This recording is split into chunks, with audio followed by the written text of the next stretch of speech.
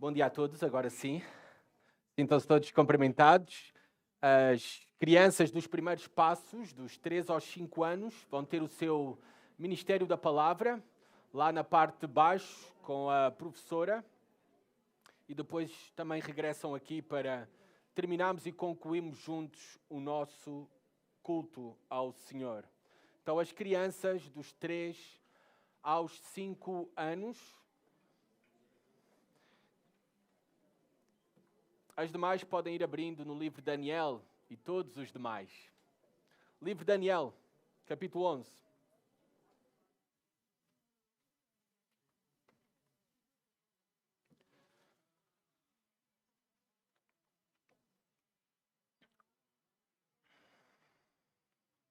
Hoje não há PowerPoint, então prestem atenção. Título do sermão é A Ascensão do Ímpio, mas o seu fim virá. A ascensão do ímpio, mas o seu fim virá.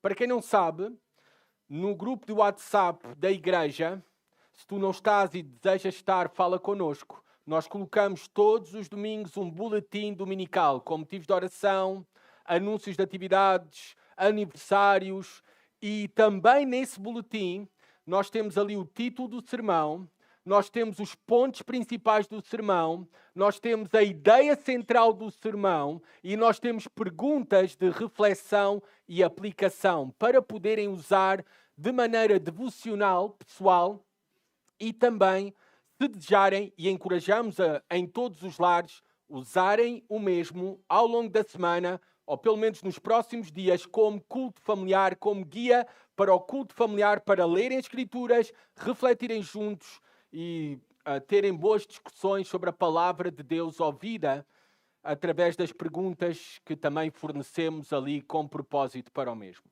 Daniel capítulo 11. É comum ouvir, e seguramente todos vocês já ouviram, ou talvez já lamentaram da mesma forma, as coisas estão tão mal. As coisas não podem, este mundo não pode piorar. É mesmo o fim. Bem, eu tenho notícias para ti. Ou, na verdade, a palavra de Deus tem notícias para nós. E a palavra de Deus diz-nos que as coisas ainda vão ficar piores. As coisas ainda vão ficar piores. Daniel recebeu esta mesma revelação, a qual nós temos escrita neste fascinante capítulo 11.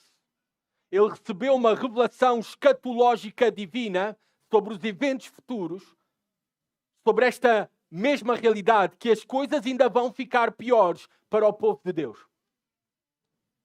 O capítulo 11, que nós estamos a ler e a estudar, iremos concluir o estudo no dia de hoje. Ele faz parte, ele todo é uma unidade. Podemos até dizer que o capítulo 11, na verdade, começa no capítulo 10, capítulo 11 e capítulo 12. Todos estes 3 capítulos é apenas uma unidade. É uma mesma visão, com vários detalhes, mas uma mesma visão que foi dada a Daniel no 3º ano de Ciro. Como é que sabemos isso? Capítulo 10, versículo 1, diz-nos isso. Foi uma visão dada por um mensageiro celestial no 3º ano de Ciro.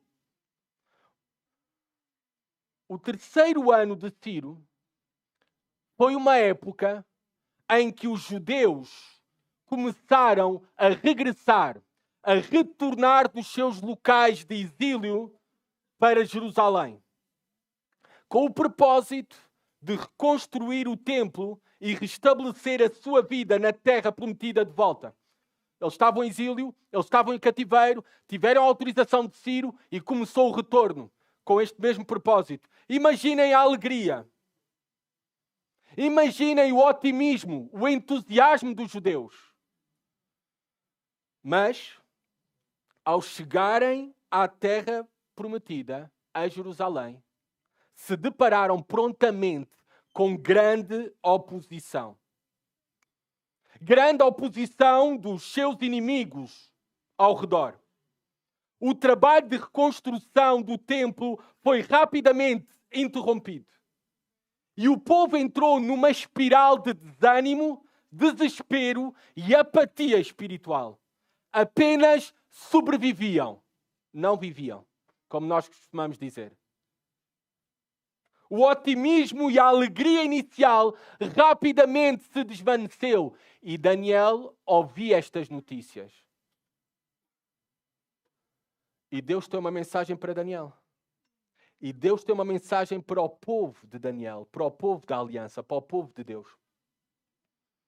E esta mensagem é que está aqui nos finais capítulos do livro de Daniel. Capítulo 10, 11 e 12. E quando esperamos que Deus vai dar boas notícias, no imediato o que Deus dá, as coisas ainda vão ficar piores. E é neste exato contexto de desespero que Daniel recebe então a visão final, e nós estamos a estudar parte hoje, no capítulo hoje. E nós temos um grande privilégio em comparação com Daniel. Porque Daniel recebe a visão daquilo que estava por acontecer 360 a 370 anos antes de ocorrer.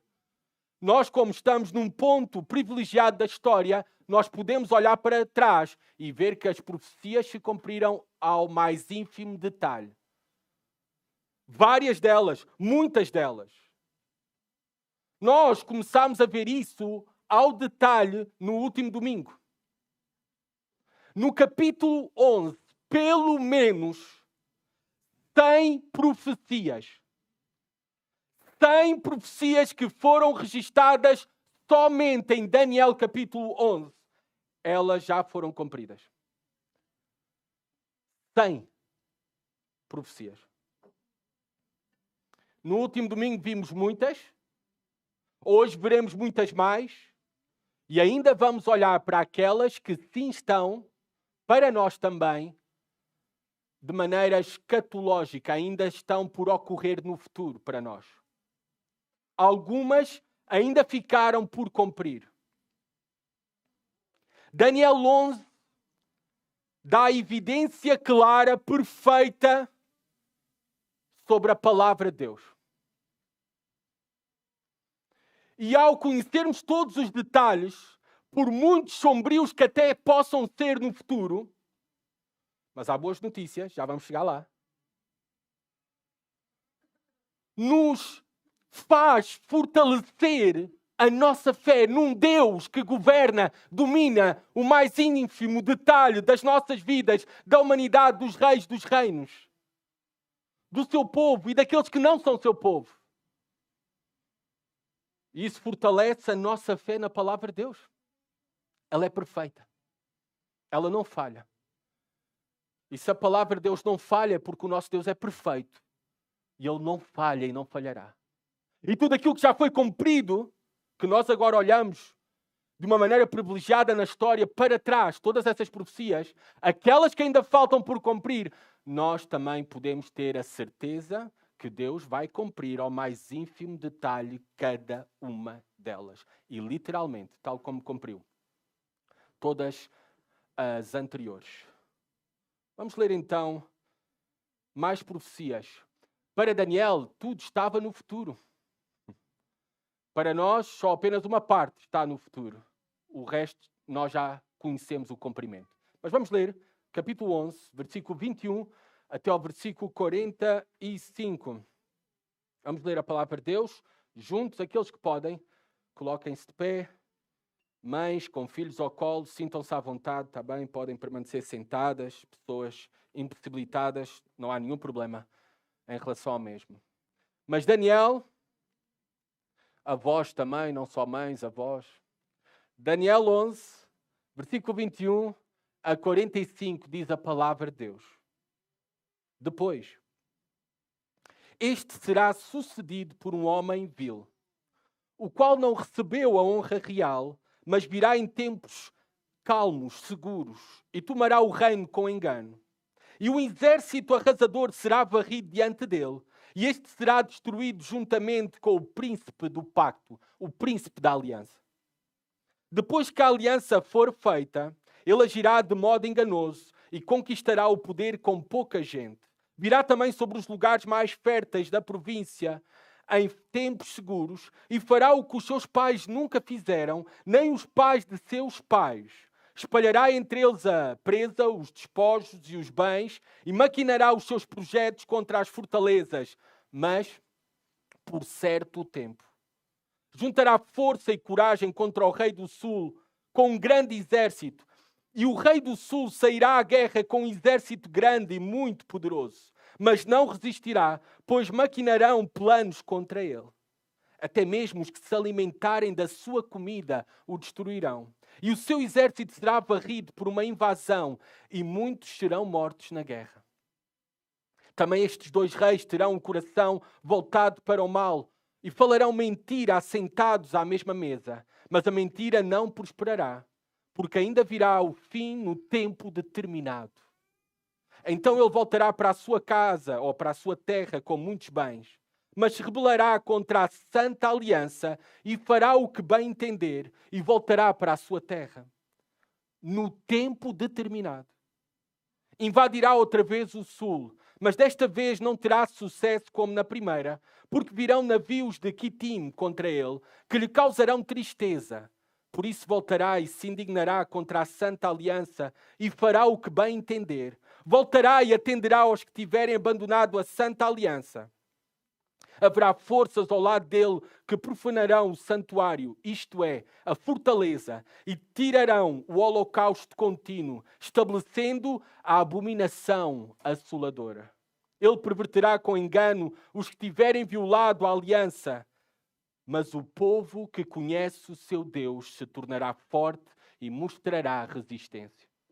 Os sábios do povo ensinarão a muitos, porém serão feridos pela espada e pelo fogo, pelo cativeiro e pelo despojo de muitos dias.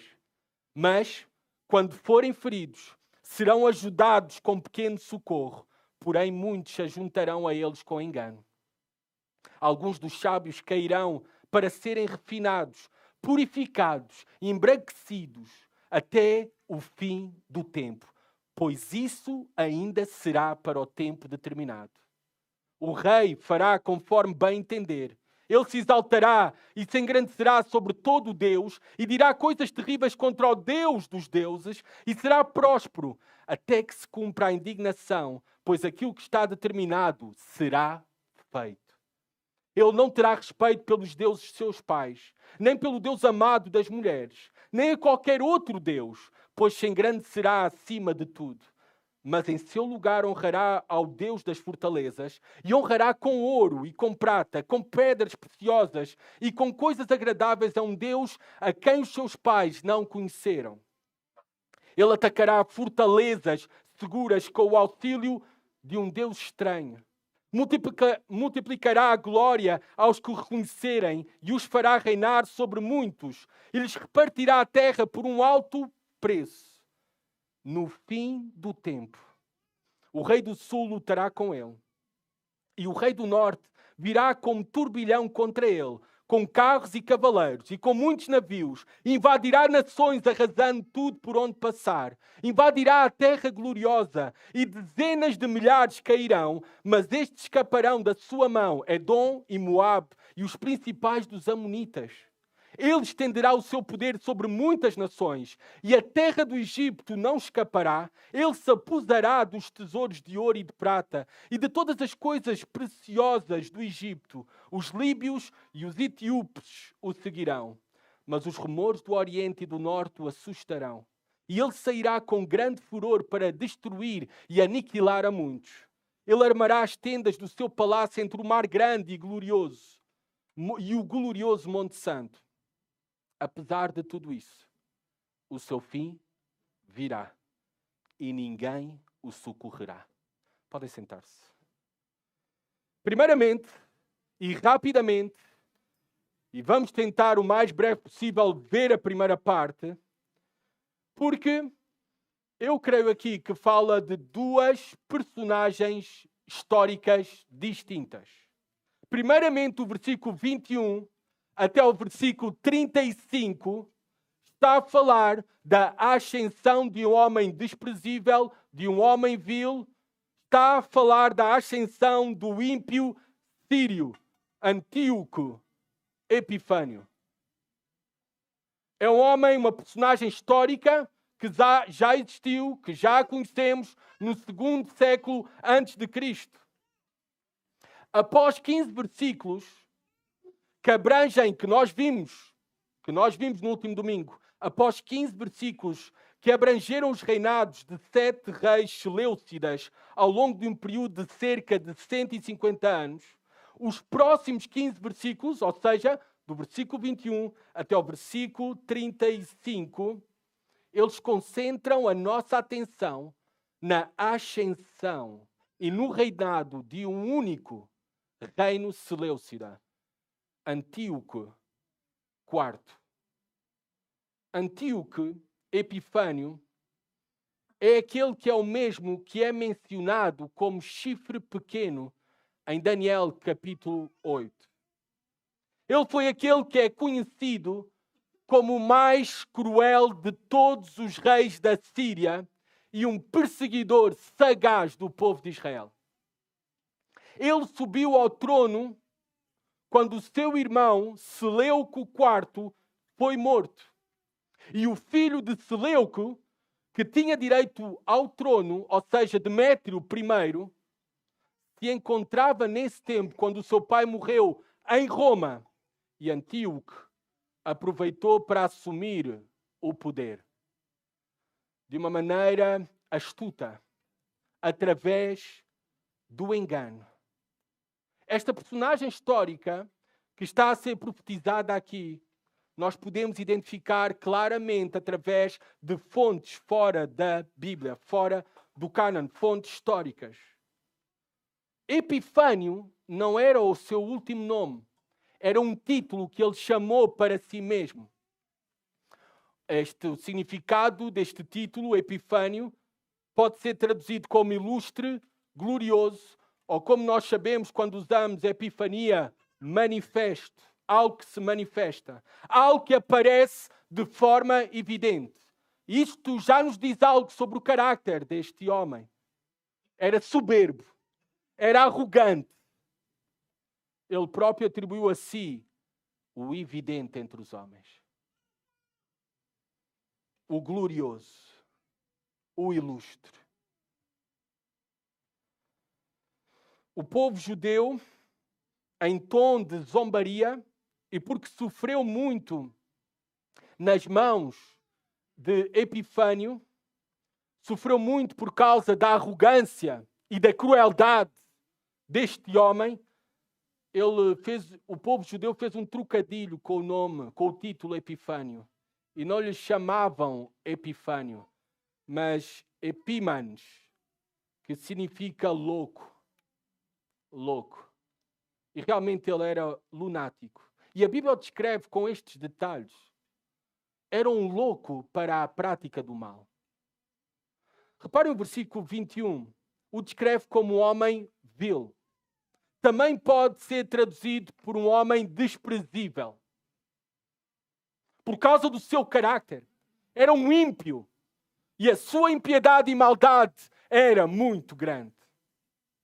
Reparem que também diz que ele não recebeu a honra real. O versículo 21 diz, o qual não recebeu a honra real. Porquê? Porque ele não tinha direito ao trono. Ele assume o trono através de intrigas, engano, aproveitando que o seu sobrinho estava em Roma. Reparem como a Bíblia se cumpre ao detalhe e dá características ao mais ínfimo detalhe. O versículo 21 diz claramente que o seu carácter era enganador. Ele tomou o reino com engano. Esta palavra no hebraico, engano, ela pode ser traduzida com lisonja, com promessas agradáveis, no sentido de oferecer suborno. favores. Ele era astuto politicamente. E nada mudou no nosso mundo. Continua a haver esta cultura de subornar, o uso da lisonja para ganhar alguma coisa da outra pessoa.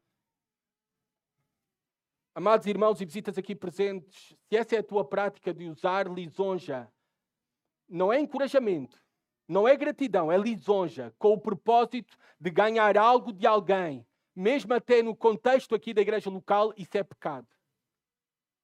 Isso é ter um espírito de enganador. É ter o caráter de Epifânio.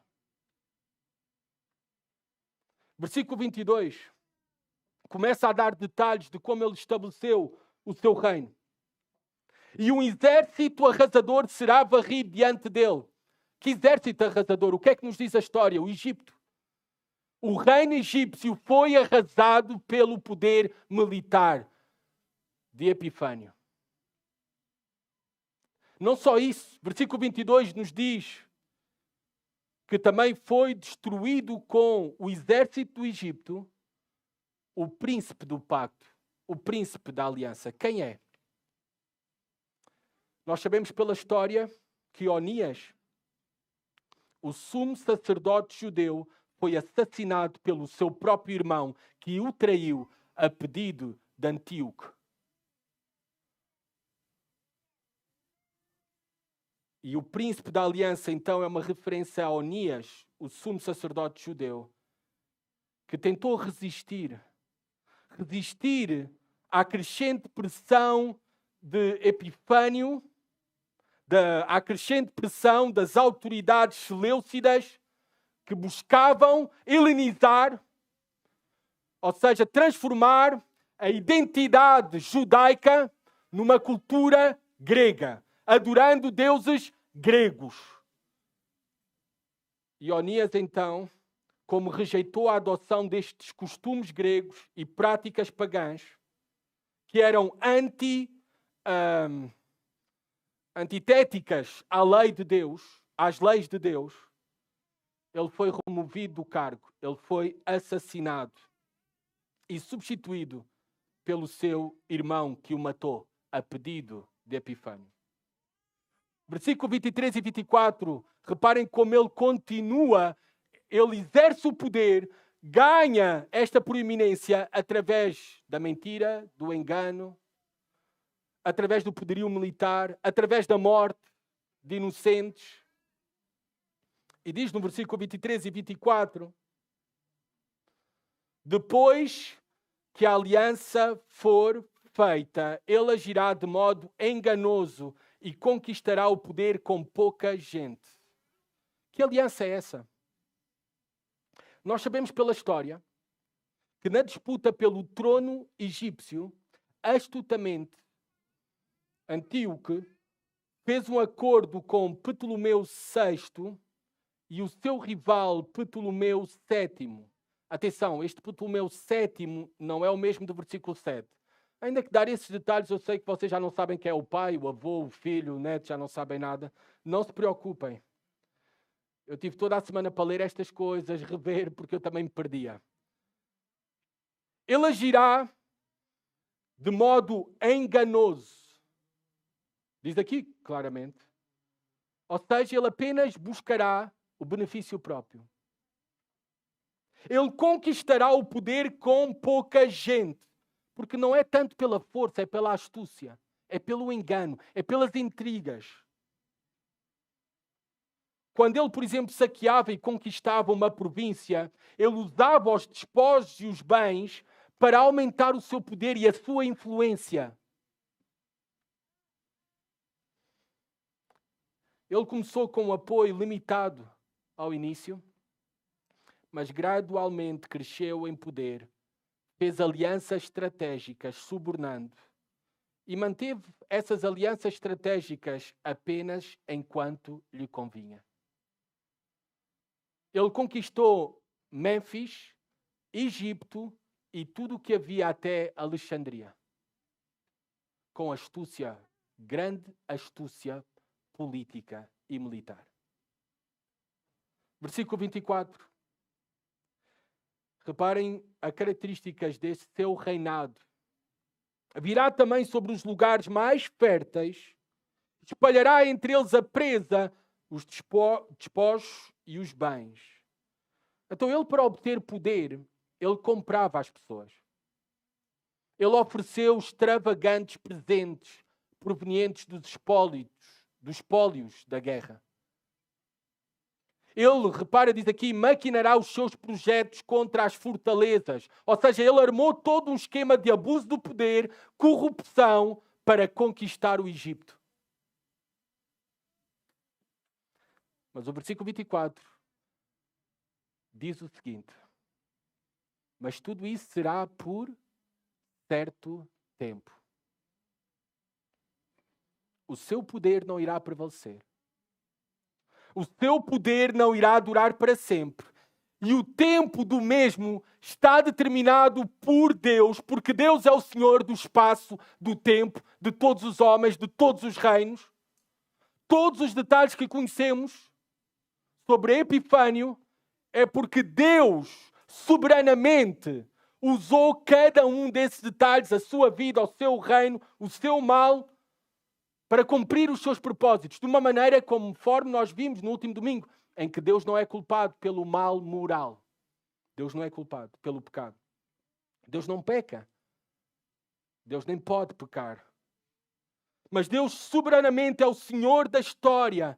É por isso que Ele pode dizer isto centenas de anos antes de ocorrer, desta personagem surgir, e dizer que tudo isto que irá fazer, ao mais ínfimo detalhe, será por certo tempo. Deus não se surpreende por nada. Cada detalhe da nossa história, da história da humanidade, da nossa vida, da nossa igreja, é governada pelo Altíssimo. Só há um Altíssimo, é Deus. Esta é uma grande lição no livro de Daniel e no capítulo 11. Por isso nós não temos que temer o que está a acontecer neste mundo. Zero. Porque nós sabemos que tudo o que está a ocorrer foi determinado por Deus e Deus tem o controle absoluto do mais ínfimo detalhe. Até o mal, Deus tem o poder para usar para bons propósitos e o faz. E o faz conforme vamos ver isto revelado no capítulo 11. Versículo 25 a 26. Reparem, diz que juntará força e coragem contra o rei do sul com um grande exército. Ou seja, ele terá uma campanha, a sua primeira campanha contra o Egito. E, na verdade, a sua primeira campanha foi um grande sucesso. O jovem rei do sul tinha apenas 16 anos e não conseguiu resistir a Epifânio. E não conseguiu resistir Ptolomeu VI, o nome dele, o título dele, não conseguiu resistir porque foi traído pelos seus próprios súbitos. Reparem o que diz o versículo 26, diz isto ao mais ínfimo detalhe. Até mesmo os que se alimentarem da sua comida o destruirão. Destruirão a quem? A Ptolomeu VI, ao rei do sul, que tinha apenas 16 anos, os seus amigos, entre aspas, que comiam com ele, que ele dava de comer à mesa como rei. Os seus conselheiros, os seus mais próximos, o traíram. O aconselharam a ir contra Epifânio, sabendo que seria a derrota certa. E a Bíblia sabia tudo isto ao mais ínfimo detalhe. Deus, a Bíblia nos revela, porque é a palavra de Deus, o Deus da palavra, transmite isso no mais ínfimo detalhe para nós. Versículo 27. Também estes dois reis quem? Antíoco e também Ptolomeu VI. Estes dois reis terão um coração voltado para o mal e falarão mentira assentados à mesma mesa. Mas a mentira não prosperará, porque ainda virá o fim no tempo determinado. No ano 170 antes de Cristo, Antes de Epifânio invadir Alexandria, foi marcada uma reunião entre ele e o seu sobrinho, Ptolomeu VI. E aqui está detalhado esta reunião no versículo 27. Ela foi realizada no acampamento de Epifânio, onde estes dois reis, com o coração inclinado para o mal, falarão mentira, assentados à mesma mesa. Eles estão a mentir um ao outro, é o que nos diz o texto, e foi isso mesmo que aconteceu. Eles chegaram a uma espécie de acordo entre os dois, embora os detalhes exatos nós não conhecemos. Mas parece que Epifânio se apresentou de maneira enganosa como protetor do jovem Ptolomeu VI, pelo que todo o Egito seria subjugado a Epifânio para que ele o guardasse para Ptolomeu. Foi isso que Epifânio diz. Ei, deixa eu governar o Egito, tu és muito jovem, eu vou cuidar de ti, eu vou guardar para ti. Claro que estava a mentir. É o que diz o versículo 27. Mas não era o único que estava a mentir naquele almoço ou jantar. Ptolomeu VI também estava a mentir ao seu tio. Porque, de maneira também traiçoeira, os dois egípcios, Ptolomeu VI e o seu rival, Ptolomeu VII, concordaram pelas costas de Epifânio num reinado conjunto contra Epifânio, o qual frustrou muito Epifânio. E no versículo 27, reparem novamente uma expressão muito importante no capítulo 11 e no livro de Daniel, porque ainda virá o fim no tempo determinado. Havia mentira, havia conspirações, mas a mentira não prosperará. É o que diz o texto.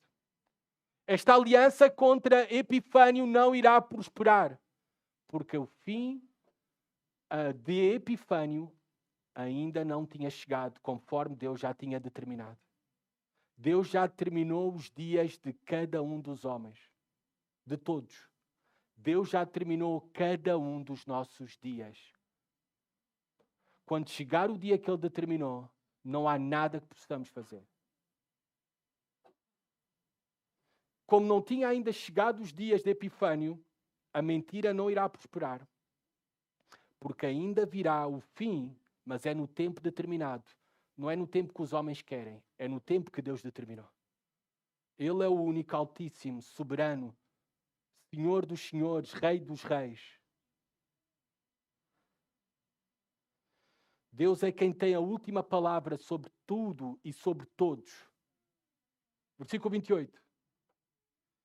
Então ele voltará da Síria para o Egito, não é? Ele está a voltar da Síria para o Egito. Ou, na verdade, do Egito para a Síria, desculpem. Mas se rebelará contra a Santa Aliança. Quando Epifânio estava a regressar à sua terra, atacou Israel com grande matança e destruição. Reparem os detalhes do versículo 28. Então ele voltará para a sua terra com muitos bens, mas se rebelará contra a Santa Aliança. Quem é a Santa Aliança? Com quem Deus tem uma aliança santa, separada. É o seu povo separado. Aqui, Israel, os judeus. Mas se rebelará contra a Santa Aliança e fará o que bem entender e voltará para a sua terra. Ele fez uma grande matança, talvez frustrado com alguma coisa, nós não sabemos os detalhes. O que é certo é que ele provocou uma grande destruição em Jerusalém. Ele vendeu, prendeu milhares e matou. Há fontes fora das Escrituras que nos diz que ele matou cerca de 80.000 homens, mulheres e crianças. Versículo 29. Outra vez a expressão. No tempo determinado. Invadirá outra vez o sul, mas desta vez não terá sucesso como na primeira. Reparem, a Bíblia, no mais ínfimo detalhe, agora fala de uma segunda campanha de Epifânio para atacar o Egito. Porque os dois irmãos, Ptolomeus, ou ptolomaicos, talvez esse é o termo correto, eles estavam reconciliados, já não eram mais rivais, e estabeleceram um governo conjunto. E Epifânio interpretou isso como uma violação do acordo que tinha com Ptolomeu VI. E, portanto, rapidamente organizou uma nova invasão ao Egito na primavera do ano 168 a.C. Mas desta vez com resultados desastrosos. Versículo 30, o que é que diz? Porque virão navios de Quitim contra ele, que lhe causarão tristeza. O problema para Epifânio foi estes navios de Quitim. E quem eram os navios de Quitim?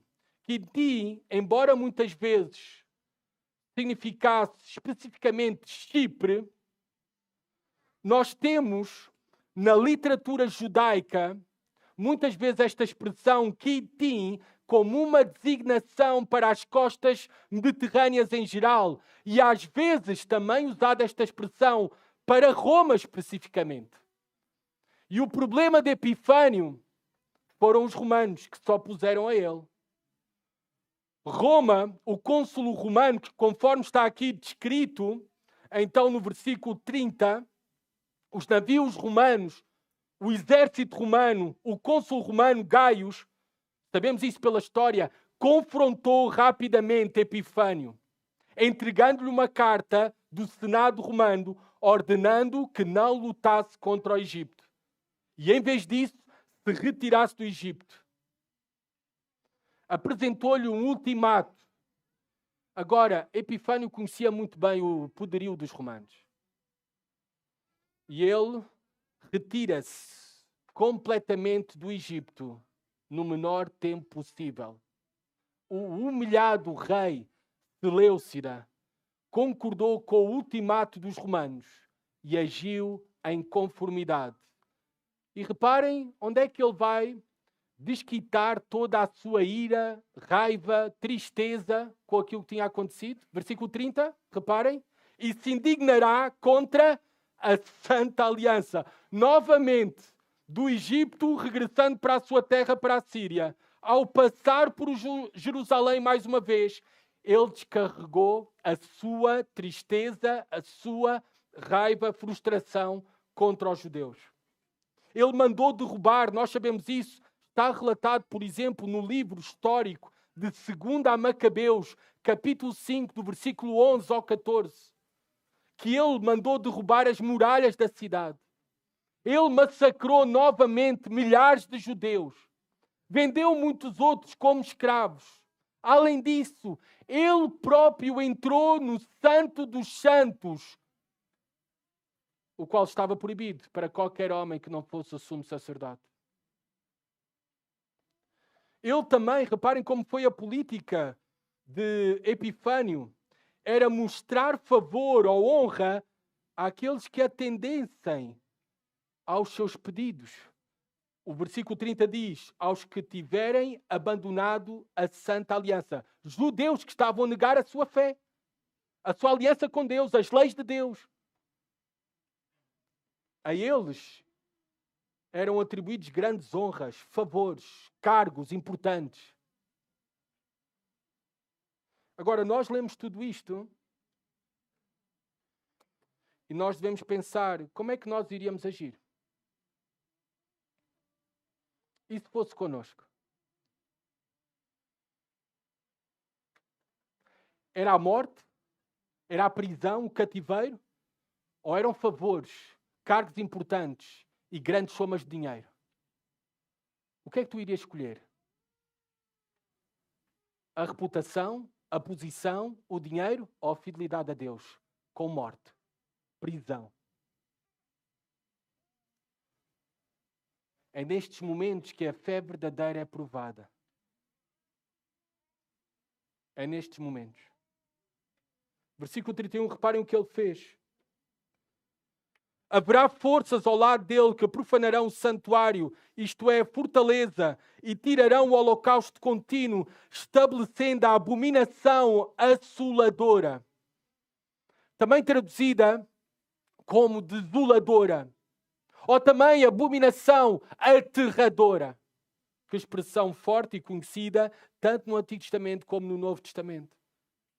Ou seja, a que se refere aqui a abominação assoladora? Ou seja, ele proibiu práticas judaicas, como por exemplo a circuncisão. Ele eliminou as ofertas diárias regulares no templo. E ele estabeleceu o templo, a adoração a Deus no templo do Senhor. Ele também sacrificou porcos, animal imundo, proibido na lei de Deus. Na lei da antiga aliança, dada ao povo de Deus. Ele fez tudo isto.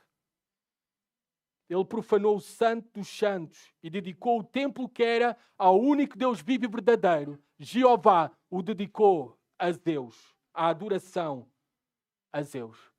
Isto é que é a abominação desoladora. Tudo isto. Reparem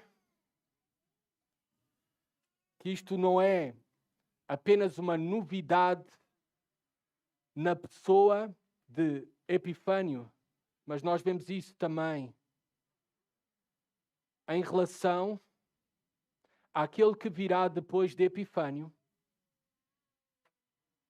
a um futuro governante maligno, o anticristo, que irá cometer esta mesma abominação desoladora e ainda mais ofensiva. Reparem Mateus 24:15. É Jesus Cristo a falar e a profetizar.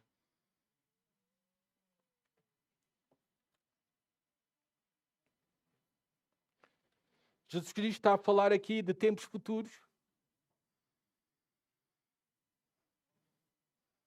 Está a falar de um período único e singular na história terrível da humanidade, que ainda está por acontecer.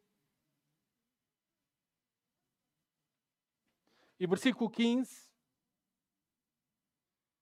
Quando virdes no lugar santo a abominação assoladora da qual falou o profeta Daniel, quem lê, entenda. Então, se estiverem na Judeia, fujam para os montes. Quem estiver no alto da casa, não deixa para retirar as coisas da sua casa. E quem estiver no campo, não volte para apanhar as suas roupas. No próximo domingo, se o Senhor permitir, iremos olhar com mais detalhes. E hoje receberemos alguma luz sobre a ascensão deste ímpio escatológico que ainda está por vir. O anticristo, o qual também irá cumprir a palavra de Daniel em relação a ele. Epifânio foi apenas um tipo de anticristo. Mas está por vir alguém pior do que Epifânio. E também Daniel fala sobre o mesmo. Continuando ainda em Epifânio, versículo 32, vamos ver agora com maior rapidez. Ele perverterá com enganos se tiverem violado a aliança. Ou seja, ele enganará também a muitos judeus que o irão apoiar. Vai enganar a tudo e todos. Ele só tem amor por si. Por isso é que ele é um tipo perfeito desse anticristo que ainda está por vir. Mas reparem o que diz o versículo 32. É muito importante esta mensagem. Mas o povo que conhece o seu Deus se tornará forte e mostrará resistência. E isto aconteceu. Historicamente nós sabemos que um certo sacerdote chamado Matatias, pai de Judas Macabeu, quando os oficiais de Epifânio chegaram à aldeia onde ele se encontrava para forçar os habitantes a cometerem apostasia e a sacrificarem no altar pagão, Matatias resistiu. Não obedeceu às palavras de Epifânio. E deu-se com isso, nós sabemos, a revolta macabeia, a revolta dos macabeus. Nós sabemos isso pela história. Dos judeus macabeus. O comandante inicial destes rebeldes judeus era Judas Macabeus. Os macabeus foram bem-sucedidos, porque eles contaram com o apoio dos romanos. E eles conseguiram várias vitórias contra os sírios, contra Epifânio e os seus exércitos, e conseguiram restabelecer a adoração no templo. É por isso que os judeus hoje, até os dias de hoje, celebram a celebração Hanukkah. Esta festa de celebração, de dedicação ou reinauguração do Templo de Jerusalém após a sua profanação pelos gregos seleucidas através da mão de Epifânio. Aqueles que temem a Deus, aqueles que conhecem a Deus, se tornarão fortes e irão resistir contra a impiedade. Versículo 33 a 35, os sábios do povo ensinarão a muito. Aqueles que temem Deus são verdadeiramente sábios. E a sua força é ensinar a verdade da palavra de Deus. Ensinarão a muitos. Não é a força tão militar, mas é o ensino da verdade, da palavra de Deus, do conselho de Deus. É isso que cria homens e mulheres fortes. É conhecermos quem é Deus para resistirmos nos dias maus. Com esperança em quem Ele é, nas suas promessas, na sua palavra. Versículo 35. Alguns dos sábios cairão para serem refinados, purificados e embranquecidos. Reparem que Deus tem bons propósitos, inclusive nas circunstâncias mais terríveis que o seu povo possa enfrentar. E aqui está a falar caídos, é cair mortos. Judeus que foram assassinados pela sua fidelidade a Deus. Mas Deus usou isto para o bem do seu povo. Versículo 35. Diz aqui, para serem refinados, purificados e embranquecidos. O que é que aprendemos sobre o sofrimento na palavra de Deus? O que é que aprendemos sobre o sofrimento, por mais terrível que seja, mesmo que amanhã se levante grande perseguição contra nós, o que é que nós aprendemos? Que Deus tem bons propósitos para nós. Em tudo aquilo que ocorre nas nossas vidas, por mais terrível que te possa parecer, Deus tem uma face sorridente detrás de cada coisa e detalhe que ocorre contigo e comigo. Nós aprendemos sobre o sofrimento que ele é usado por Deus para o nosso crescimento espiritual. Nós aprendemos sobre o sofrimento que ele é controlado por Deus. Pois diz aqui, pois isso ainda será para o tempo determinado. Nós aprendemos também que apesar de sermos fiéis, não estamos isentos do sofrimento. A palavra de Deus diz, alguns dos sábios cairão. Não sofres porque tens falta de fé. Não sofremos porque Deus se esqueceu de nós. Ou porque deixou-nos de amar. Não é desta maneira que devemos olhar para o sofrimento nas nossas vidas. Mas devemos olhar com a esperança que Deus tem bons propósitos. Todas as coisas cooperam para o bem daqueles que amam a Deus. Crescimento espiritual. Tudo isto é impressionante. Foi cumprido literalmente. É por isso que agora terminamos a olhar para o versículo 36 e 45 com a esperança de que aquilo que foi cumprido literalmente olhando para trás, agora o versículo 36 a 45 vai falar da ascensão do ímpio escatológico. Um ímpio futuro. Aquele que nós conhecemos, a maioria de vocês já ouviram falar, o anticristo futuro. Derradeiro, final. Versículo 36 e 39 refere-se a outra personagem que não Epifânio. Reparem, por várias coisas. Primeiro apresenta aqui algo que nunca tratou desta maneira nenhum rei do sul, nem nenhum rei do norte. O rei. O rei. Com esta distinção. Versículo 1 do capítulo 12.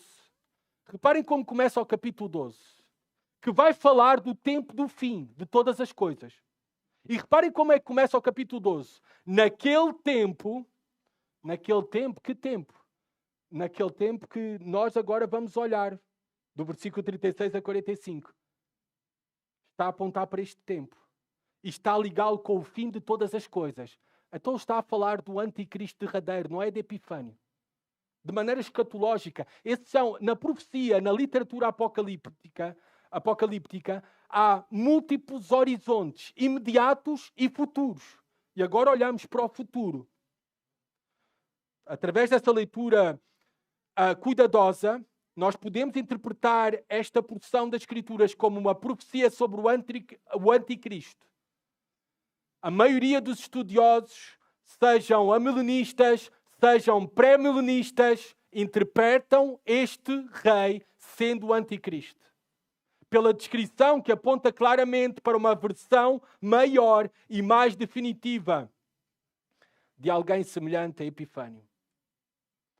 É certo que Epifânio é um tipo de anticristo, assim como o seu altar abominável, a abominação assoladora, e que pronunciava também uma futura profanação do templo, conforme já lemos em Mateus 24:15. Mas agora estamos a olhar para o futuro, para outra personagem. E reparem o que é que diz sobre o anticristo. Ele se exaltará e se engrandecerá sobre todo o Deus. O anticristo prestará culto a si mesmo.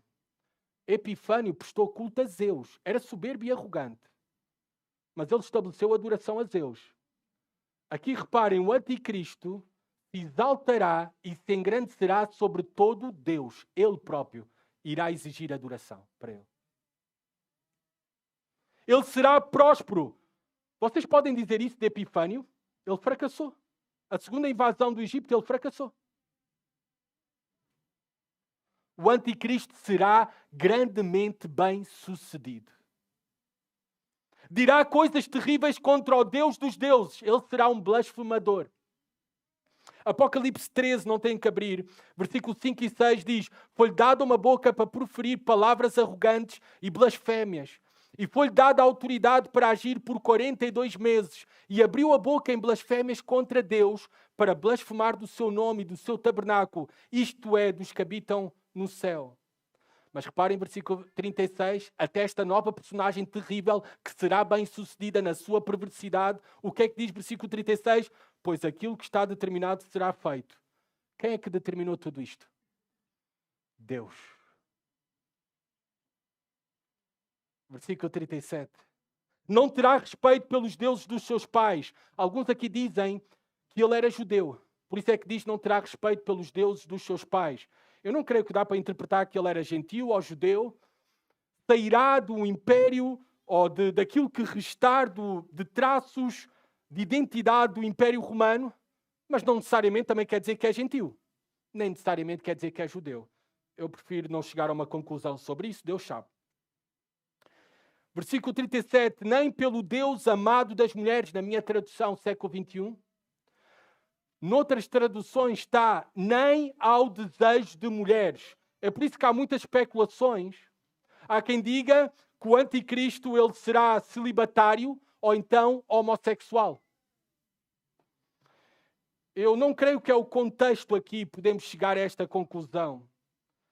Quando fala nem ao desejo de mulheres, ou nem pelo Deus amado das mulheres, atenção, na minha tradução, o tradutor já está a fazer uma interpretação. O que eu creio, sim, pelo contexto, porque reparem como continua o versículo 37, nem por qualquer Deus, porque sobretudo se engrandecerá. Ou seja, o contexto aqui é de idolatria, unicamente. Ele se exaltará tanto na sua arrogância que não permitirá que nenhum outro Deus seja adorado na terra, além dele próprio. E talvez esta menção a mulheres, o que é que as grandes mulheres judias ansiavam e desejavam? Serem as mães do Messias. Nem ao desejado das mulheres. E eu creio que é mais nesse contexto, ele não vai aceitar rival nenhum. Ele vai exigir adoração só para si. Versículo 38. Em lugar de Deus, o anticristo irá honrar um Deus de fortalezas, diz aqui. Ou seja, ele vai confiar na força militar, no seu próprio braço.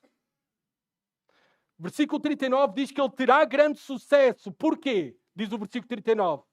Porque ele contará com o auxílio de um Deus estranho. As suas vitórias serão milagrosas. Sobrenaturais. Quem é esse Deus estranho?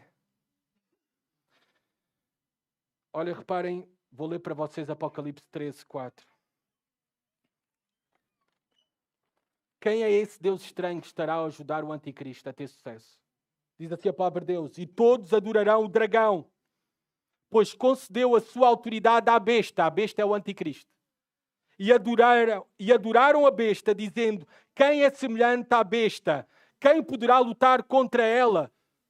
O próprio Satanás irá incitar e realizar grandes sinais através do anticristo para ele receber adoração. Terá o auxílio de um Deus estranho. E termina, versículo 40 a 45. Agora vamos olhar para o fim inevitável do ímpio e da impiedade. O seu fim virá. Não importa o quão perverso seja, o quão poderoso seja, não importa se é judeu, gentil, persa, grego, romano, o seu fim virá. Reparem, versículo 40, no fim do tempo. No fim do tempo. Ele vai sofrer pressão militar do sul e do norte. Irá conseguir repelir os exércitos tanto do sul e do norte, coligações militares que haverá naquele tempo futuro, no final da grande tribulação. Versículo 41. Ele invadirá, o anticristo, a terra gloriosa e dezenas de milhares cairão, mas esses escaparão da sua mão, Edom e Moabe e os principais dos amonitas. Ou seja, o anticristo, nós sabemos, não podemos ver isso com detalhe por causa do tempo. Ele irá romper um pacto, uma aliança que tinha com Israel, e ele vai cometer a abominação assoladora. E quando chegar Mateus 24, conforme ler, os judeus vão fugir. E para onde é que vão fugir? Para Edom, para Moabe, para os lugares mais próximos, se irão esconder. E Deus, de maneira sobrenatural, irá proteger estas regiões. Reparem, mas estes escaparão da sua mão, Edom e Moabe, e os principais dos amonitas. Quando nós vemos ao longo das Escrituras que todos estes povos eram inimigos do povo de Deus. Mas naquele tempo, sobrenaturalmente, irão receber a proteção de Deus. Porque os judeus, o seu povo, irá fugir para lá. Continua, versículo 42 e 43. Repara que ele vai estender o seu poder sobre muitas nações. A terra do Egito não escapará. Ou seja, ele será assustadoramente o homem mais poderoso que alguma vez existiu. Versículo 44 a 45, alguns estudiosos afirmam que nós temos aqui a descrição da batalha final do Armagedon. Reparem, mas os rumores do Oriente e do Norte o assustarão. Ou seja, ele vai estar pressionado por exércitos que se irão rebelar contra a sua autoridade, se irão juntar para combater. E reparem, versículo 44, e ele sairá com grande furor para destruir e aniquilar a muitos. É aquilo que é descrito nas Escrituras como a batalha final, a batalha de Armagedon. Ele armará as tendas do seu palácio entre o mar grande e o glorioso Monte Santo. Mas vai ocorrer algo. Como é que termina? Apesar disso, o seu fim virá e ninguém o socorrerá. Reparem que não diz que aqui que o fim do anticristo virá através de uma derrota militar. Ou que algum homem causará o seu fim. Nós sabemos o que é que irá acontecer. O anticristo ele será julgado e destruído apenas pela aparição pessoal de Jesus Cristo. O sopro de Jesus Cristo. Onde é que vemos isso? Apocalipse 19. Versículo 20 e 21.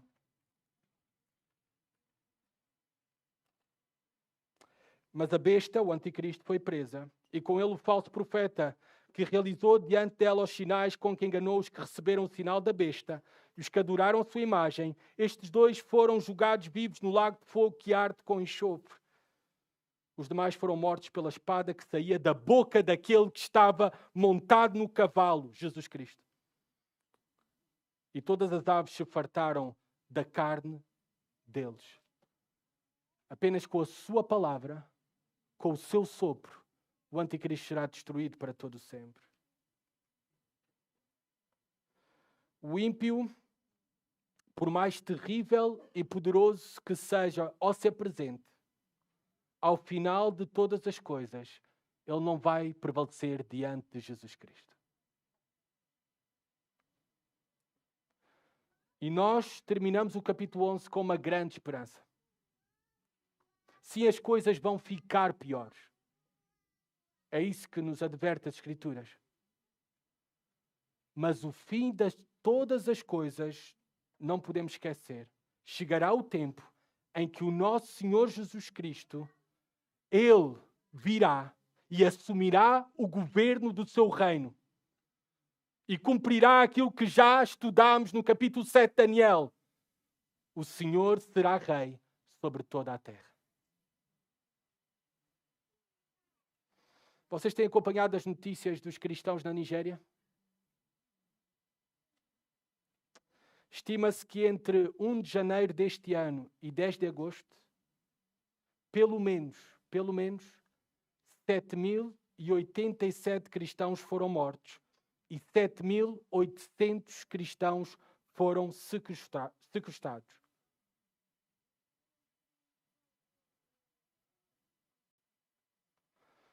Ao lermos estas notícias, desde a nossa comunidade agora no mundo ocidental, que nós gozamos e desfrutamos, primeiramente, sejamos agradecidos, porque Deus tem sido muito bom para conosco. Podíamos estar bem piores. Os nossos irmãos na Nigéria estão a receber o pior.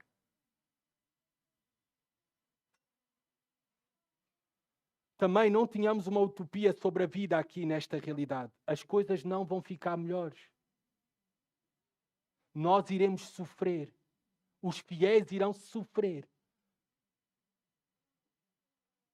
A ascensão dos ímpios, da maldade, da impiedade, é uma constante ao longo de toda a história da humanidade e irá culminar com a ascensão do derradeiro e terrível ímpio, o filho da perdição, o homem de pecado, o anticristo. Como é que nós enfrentamos este tempo? Como é que nós enfrentamos estes dias maus? Como é que os cristãos da Nigéria podem ser fortalecidos na sua fé? É através de ler Daniel capítulo 11. A palavra de Deus. Porque o que diz o versículo 32, nós já lemos, mas o povo que conhece o seu Deus se tornará forte e mostrará resistência. Irá perseverar até ao fim. Perseverar até ao fim. Porquê? Porque nós conhecemos quem é o nosso Deus. Nós sabemos em quem temos crido. É por isso que olhamos para o futuro com esperança. Sim, a impiedade parece crescer. Os ímpios parecem prevalecer neste mundo. Mas nós sabemos o fim e temos a certeza que o destino de todos os ímpios, assim como foi ao longo da história com Epifânio, assim como será no futuro com o Anticristo, será destruição. O fim da impiedade chegará ao fim. E nós iremos desfrutar do reino de Jesus Cristo para todo sempre. O seu fim virá e ninguém o socorrerá. Mas para alguém que nos visita aqui, eu quero que pensem muito seriamente no seguinte. Quando chega o teu fim, porque os teus dias estão determinados, os meus também, mas quando chega o teu fim, tu que não temes a Deus, tu continuas rebelde contra Deus, tu continuas a rejeitar a Jesus Cristo como teu Senhor e Salvador. Tu continuas na hipocrisia, na arrogância, na autossuficiência, vivendo para ti mesmo, sendo o teu próprio Deus. Naquele dia estarás diante de Jesus Cristo. E está destinado aos homens morrer uma só vez, vindo depois disso o juízo. Não temes tu esse dia?